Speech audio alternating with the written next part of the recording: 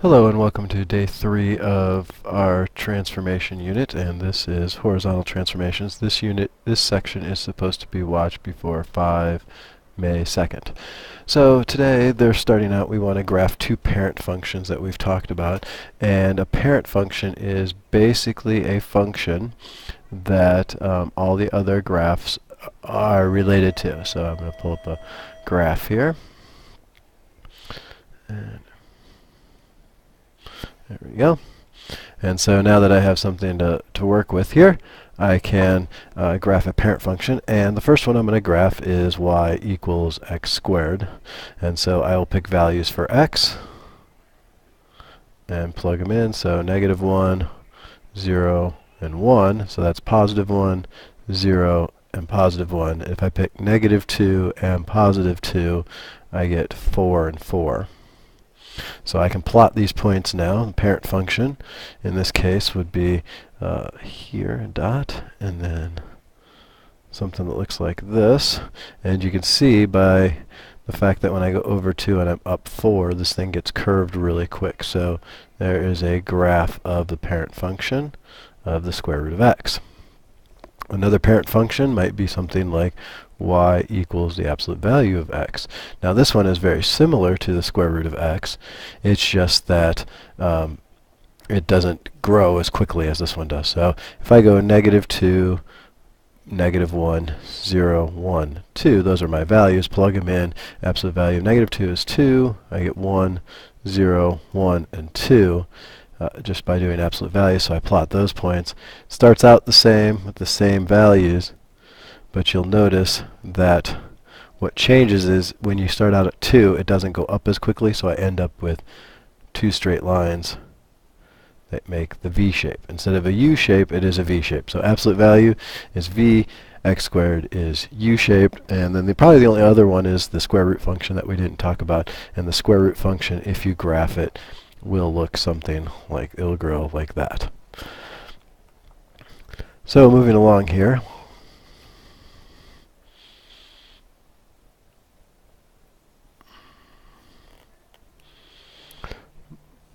we end up with this one. It wants us to graph the parent function and the this function that we have there. So we will, I will graph both of these. And so first thing, well, we already graphed the absolute value function, but I'll graph it again. Absolute value function, we're going to choose, we know what it looks like, that we have -1, 0, and 1, so that will give me 1, 0, and 1. So I will get my V shape that I had from before. And so I'm going to actually get some straight lines out of this. And you can graph more points if you want, but that's pretty much what it's going to look like. Actually, it's going to be more like that. And this guy, too, will go up there. So there's my V shape of that graph. And so then I want to graph the next function.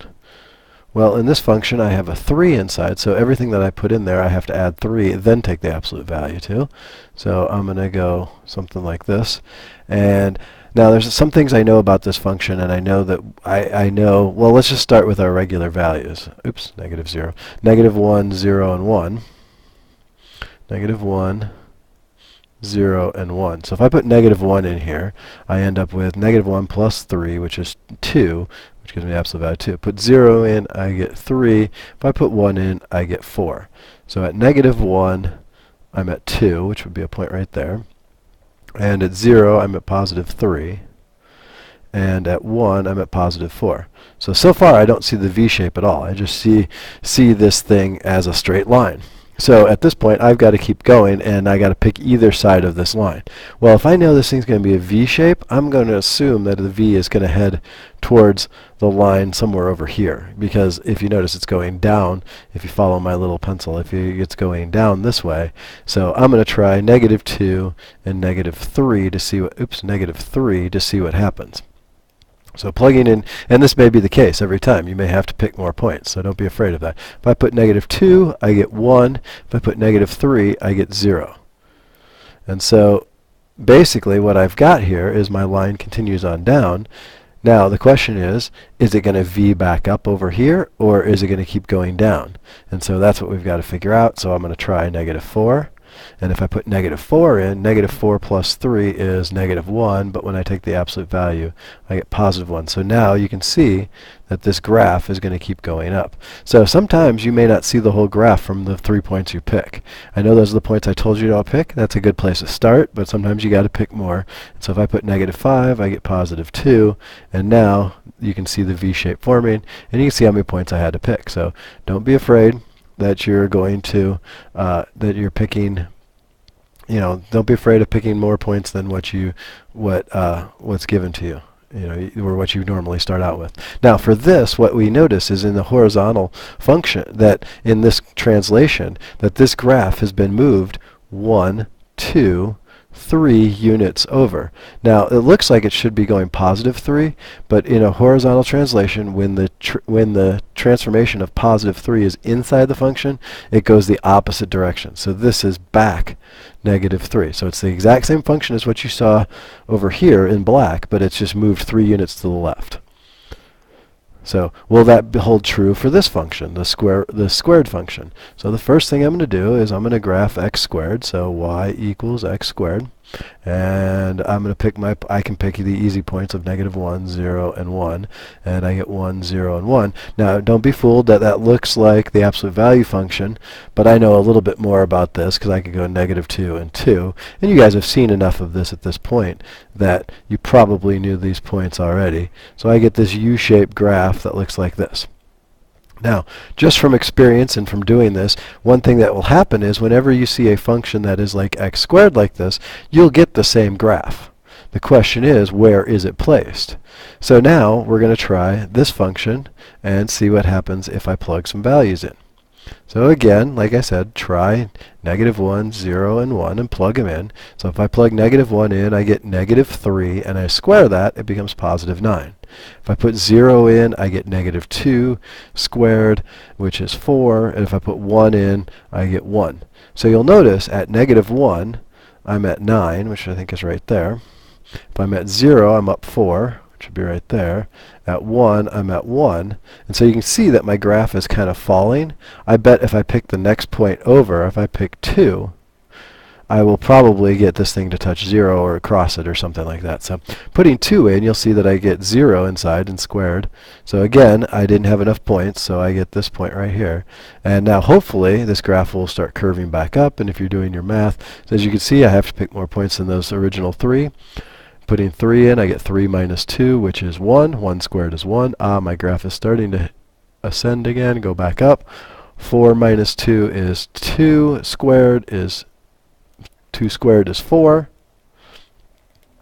So I end up with a point like this. So I end up with 3 is 1, and 4 is 4, which would be right there. So that should be enough to show you that this thing is my U-shaped graph again. But this time, it is moved 2 units to the right. Well, look at the function itself. Inside the function tells us which direction we're moving. And when we look at this and we see the opposite of the direction it's going, it looks like it should go negative 2, but it's actually going positive 2. It's just the way these functions are. So then example 3, they want us to graph the square root function. And be very careful with the square root function. I've had people ask me about this. Where am I getting my x values from? Remember, for the square root of x, y equals the square root of x, I want to pick perfect squares in for x. I want to be able to take the square root and not get a decimal. So I'm going to pick 0, 1, 4, and 9. Because the 1, 4, and 9 are perfect squares. If I take the square root of each one of those numbers, I get these values. I can't pick negative 1 because I cannot take the square root of a negative number.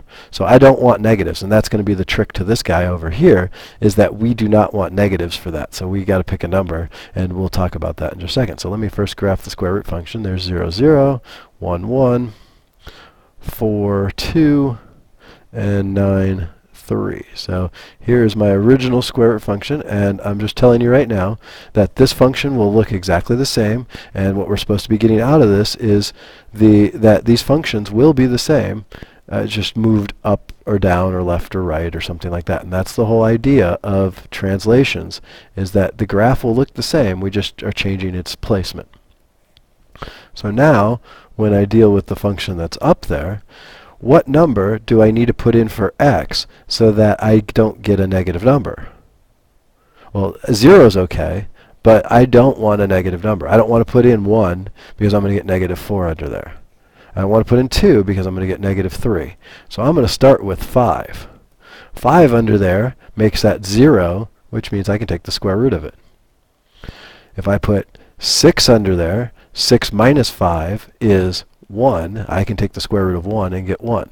Now this next one's tricky because I need this number. I would like this number to come out to be a number I can take the square root of. Well, if I put 9 in there, 9 minus 5 is 4. I can take the square root of 4 and get 2. So that's the best I'm going to get for this graph because I'm going to run out of room. I could put in, the next number I'd probably want to put in is a number so that I would get 9 in there. So I'd have to put in like 16. 16 minus 5 would get me 9, and the square root of 9 would be 3. But that's not going to fit on my graph, so I'm not going to graph it. So it says go 5 over, 1, 2, 3, 4, 5 over, 0 up, 6 over, 1 up. And so you can see they're the same right next to each other. Then if I go 1, 6, 7, 8, 9, I can go 2 up. You can see this graph is actually the same. It's just a little smaller. It's just because I didn't have time. I didn't have enough room on my graph to keep going. So horizontal translation again. It says it looks like negative 5, but it's the opposite. And so this one is right 5 units. Remember, when it's inside the function, it's the opposite of what you see. So then we have something